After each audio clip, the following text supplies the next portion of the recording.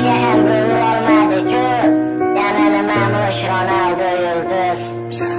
Futbolni ermak uchun o'ynamagan Cristiano, ko'plab yulduzlaring sindi lekin Ronaldo. Balki sen Messiga muxlisdan olmaysan, boshqasini uni qirol deya atab oldin to'pini sanarsan. Ammo qilgan harakating ketadi bil besamar. Ronaldo bo'lmaganda yulduz bo'larmish Benzema. G'iybatin qilib charchashmadi Portugal o'g'lonini, Messiga fanat deyishar Ronaldoning o'g'lini. Har daqiqa har soniyada to'xtamadi, yugurishdan kibrga bo'lmadi do'st, nochorlarga berdi yordam. Ronaldoni yomon deding, kulganing rost ustidan. Unda nega yaxshiliklarini chiqardingiz?